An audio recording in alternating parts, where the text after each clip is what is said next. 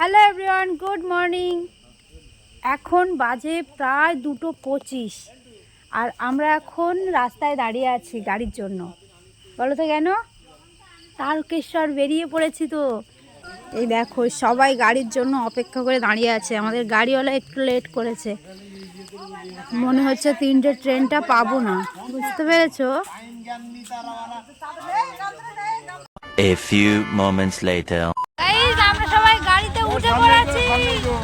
দেখো, বলো বাবা তারকনাথের চরণে শিবা লাগে মহাদেব।